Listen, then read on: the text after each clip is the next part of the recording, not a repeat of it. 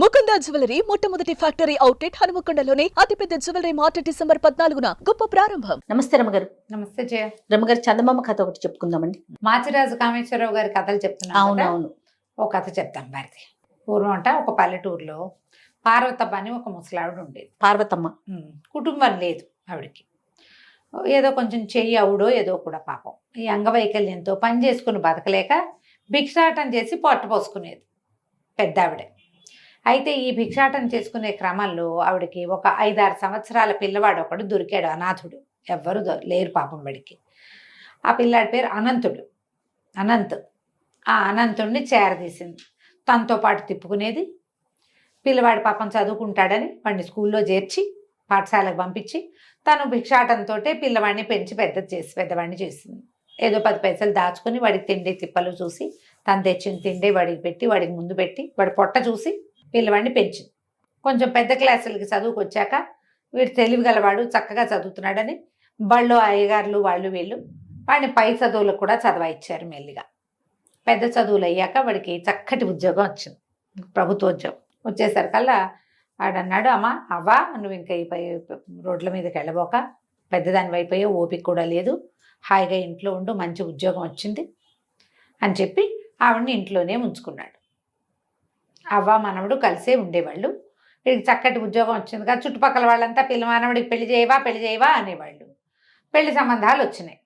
ఈ పెళ్లి సంబంధాల్లో ఎట్లాగా ఈ అబ్బాయి ప్రభుత్వ ఉద్యోగం అవటం, చూడడానికి చక్కగా ఉన్నాడు, బుద్ధిమంతుడు, కష్టపడి చదువుకున్నాడు, ఈ లక్షణాలు చూసి ఎవరైనా పిల్లనిస్తారు. ఇక వాడి కులగోత్రాలు అడగకుండా. ఇప్పుడు కూడా అలా చేస్తారు కదా జయ. అయితే మంచి సంబంధాలే వచ్చినాయి. వస్తే పొరుగుళ్ళో ఉన్న ఒక ప్రభుత్వోద్యోగి కుమార్తెని ఈ అబ్బాయికి ఇచ్చి పెళ్లి చేశారు. ఆ పిల్ల పేరు అమల. తల్లికి, మా అవ్వకి మనవడికి ఇద్దరికి నచ్చింది పిల్ల, చక్కటిది, బుద్ధిమంతురాలు, పని పాట చేస్తుంది.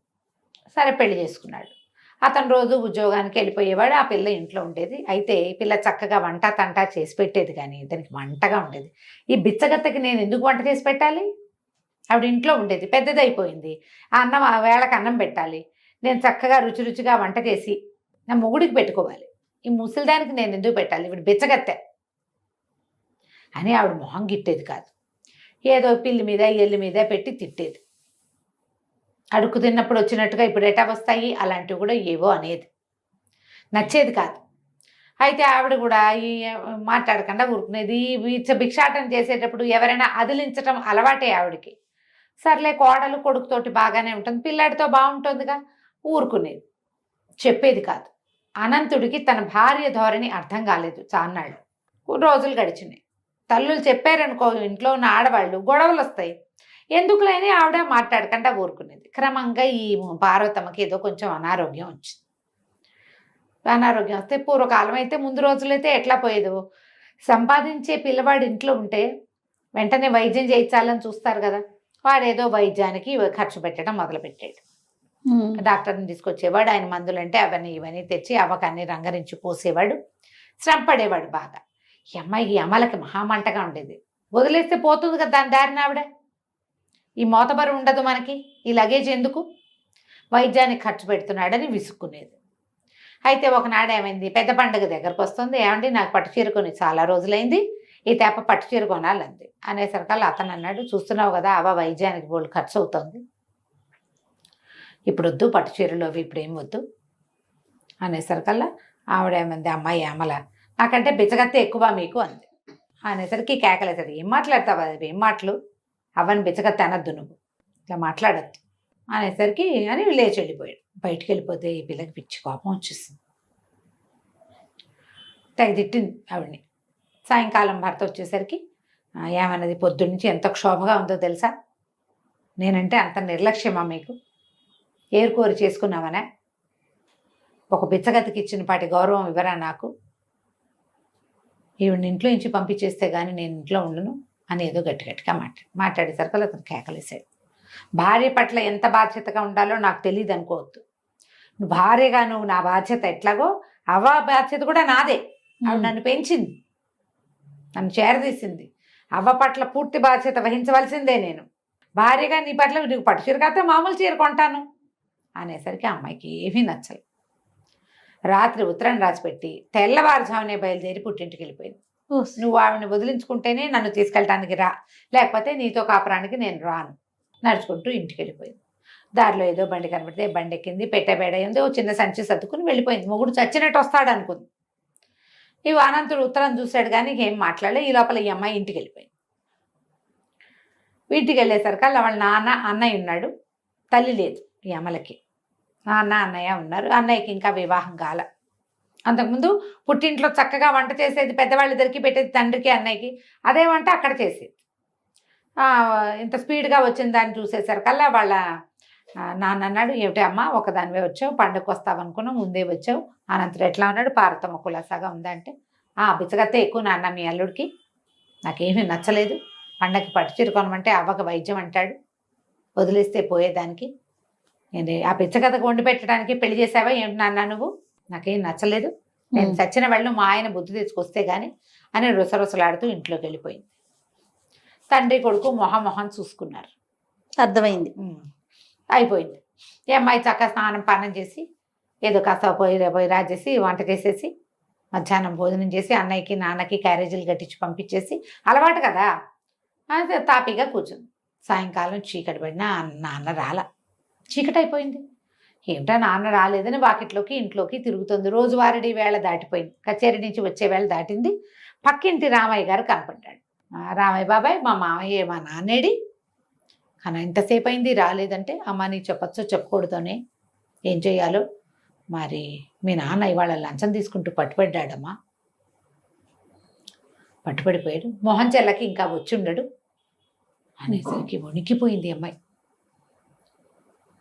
ఉద్యోగం పోతుంది మీ నాన్నకి అని చెప్పాడు. ఉద్యోగం పోయి లంచం తీసుకుంటూ పట్టుపడ్డమంటే ఎంత పరువు తక్కువ, ఇంట్లోకి బయటకి తిరుగుతోంది, అన్నయ్య రాలేదు నాన్న రాలేదు, ఏం జరుగుతోందో తెలియదు.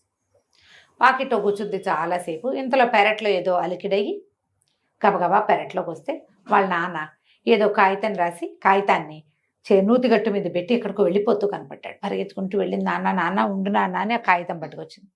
నేను ఎవరికి మొహం చూపించలేను, మరణించడానికి వెళ్ళిపోతున్నానని కాగితాల్లో ఉంటే ఈ అమ్మాయి తండ్రిని పట్టుకుని వాళ్ళ ఏడ్చింది. అయ్యో నాన్న, ఇంత పని చేస్తావా, ఏదో పొరపాటు అయ్యింది, ఇంత పని చేస్తే అంటే నమ్మ ఉద్యోగం పోతుంది అన్నాడు. పోతే అన్నయ్య లేడు, అన్నయ్యది బాధ్యత కాదు, అన్నయ్య ఉన్నాడు, అన్నయ్యకి ఉద్యోగం ఉంది, తండ్రిని చూడాల్సిన బాధ్యత లేదా అన్నయ్యకి?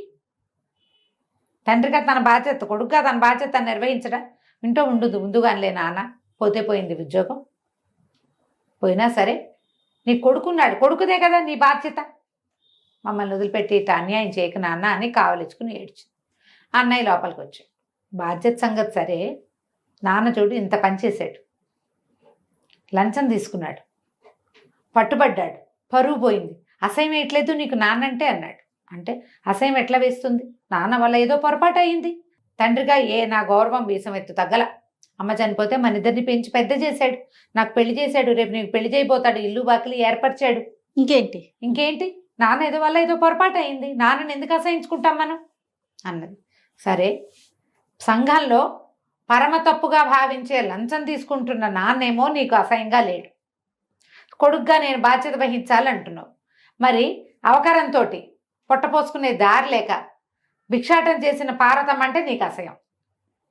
ఆవిడికి రోడ్డు మీదకి దొరికి, నేను సొంత పిల్లల్ని చూశాడు నాన్న గొప్ప, నీకు రోడ్డు మీద దొరికిన అనంతుణ్ణి ఆవిడ పెద్ద చేసి వాడికి ఒక ఉద్యోగం, వాడి జీవితం ఏర్పరిచి వాడికి ఒక పెళ్లి చేసి వాడి పెళ్ళాన్ని చీత్కరిస్తున్నా నోరు మూసుకుని వాళ్ళ ఇంట్లోనే ఉంటున్న పార్వతమ్మకేమో ఏ విలువ లేదు, ఆవిడంటే నీకు అసహ్యం, ఆవిడ బిచ్చగత్తె, కాలు చెయ్యి అన్నీ ఉన్న నాన్న లంచం తీసుకోవచ్చు, లంచగొండ ఎక్కువ బిచ్చగాడు ఎక్కువ అంటే ఎవరిది ఎక్కువ తప్పు, బిచ్చగాడిది తప్పు కాదు, అంతేగా, వాడికి వేరే చారలేదు, లంచగొండి తప్పు అనేసరికి అమ్మాయి వెంటనే గటక్కమని అంది లోపల.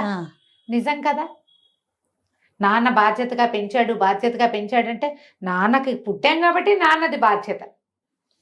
పరాయి బిడ్డ ఎవరో రోడ్డు మీద దొరికిన పిల్లవాడిని, 6 ఏళ్ల వాడిని చేరదీసి నాకే బరువు, నీకు నేనెక్కడ పెడతానని ప్రపంచం అంతా తోసేసిన వాడిని దగ్గర పెట్టుకుని వాడిని ప్రయోజకుడిని చేస్తే నేను తప్పు చేశాననిపించింది.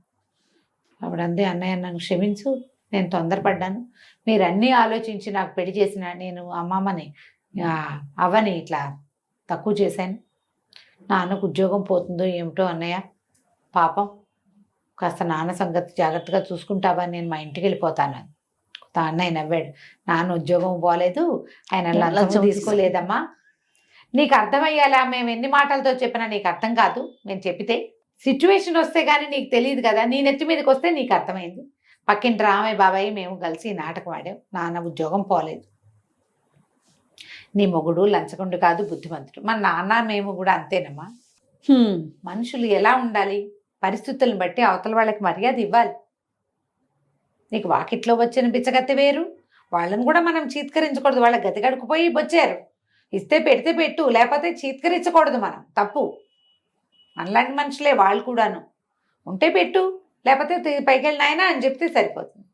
పెంచినమ్మా అని ఇట్లా అనొచ్చా ముసలిదాన్ని పాపం అనేసరికి ఆ అమ్మాయి బట్టలు సర్దుకుని చిన్న మూట తెచ్చిందిగా, ఆరేసిన బట్టలు మూటలో సర్దుకుని నేను మా ఇంటికి వెళ్ళిపోతున్నానని వెళ్ళిపోయింది. కథ కంచికి మనం ఇంటికి. చాలా బాగుంది రమ్మగారు. చిన్న కథ అయినా ఎంత బాగుంది. చాలా చాలా బాగుంది. కొడుకు బాధ్యత అంతే. నమస్తే. నమస్తే జయ.